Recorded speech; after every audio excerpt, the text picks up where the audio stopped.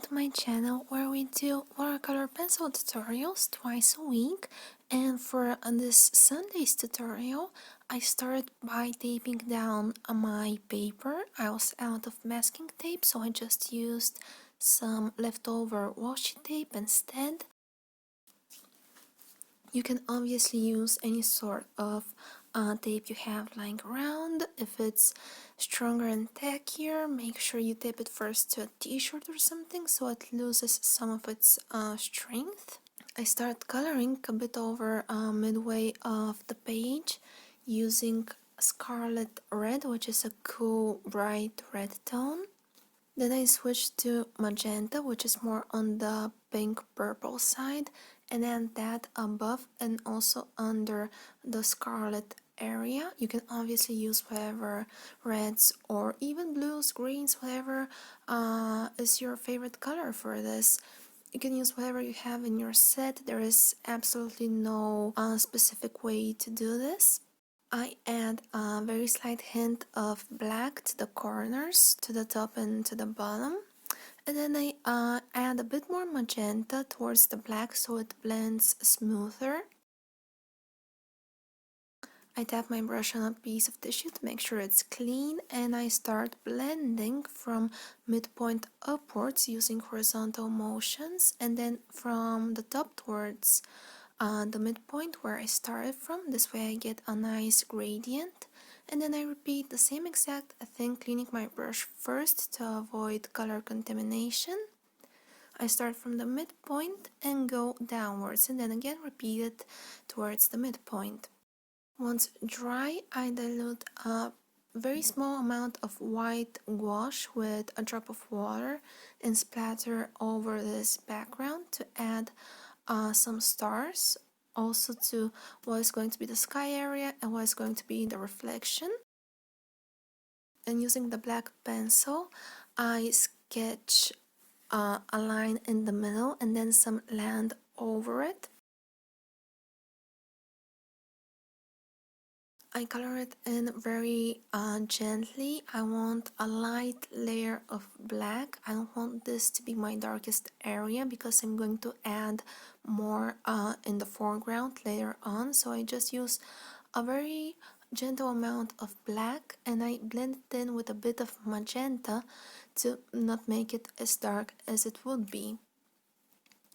Then again with my watercolor brush, I go over it with very little water. I just want to activate this to make it a bit smoother and a bit more vibrant.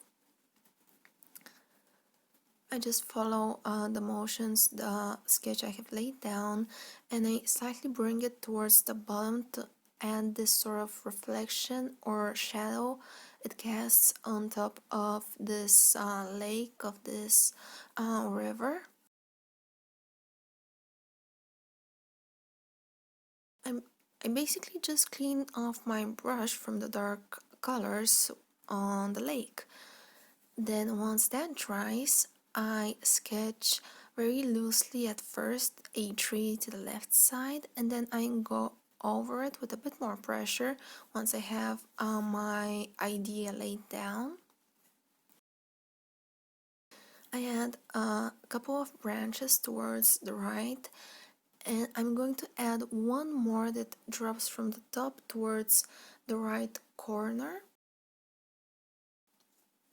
That way it gives the idea of this very huge tree that sits where we are viewing this landscape from.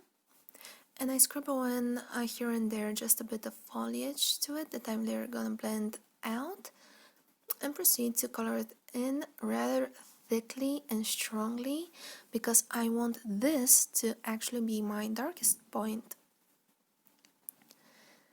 Then I add the branch and some more foliage to it. I just keep very random scribbles and zigzags for the foliage because I'm just going to blend it out later on.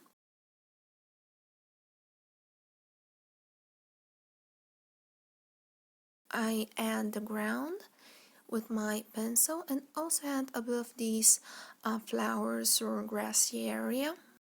I just make random flick motions with the pencil going in all directions. Some are shorter, some are higher than the others, just keeping it as random as possible. And then with very little water, I blend the tree so it does not look patchy. I add the small branch towards the left, and I clean my brush on the sky to use the pigment to add foliage. Then using random tapping motions, I add more leaves over the branches.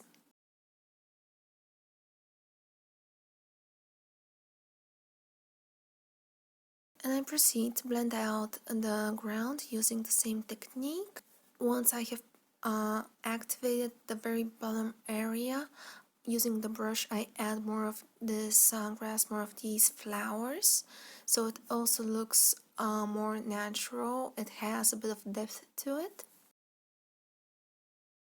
Then once dry, I take my white marker. This is a white Posca fine liner pen. You can obviously use any white pen. And by the way, this step is completely optional.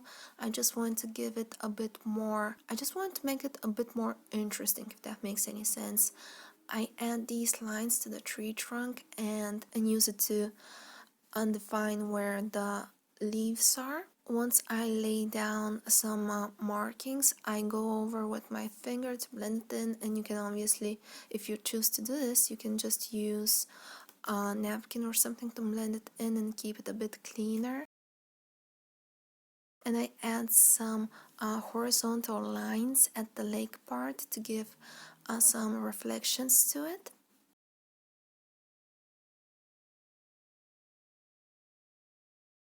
Then again, I go a bit over the tree, and I decided to add a couple of flowers, making just like 3 small lines on top of the grass, and then I go over it with the white marker to give some highlights to it.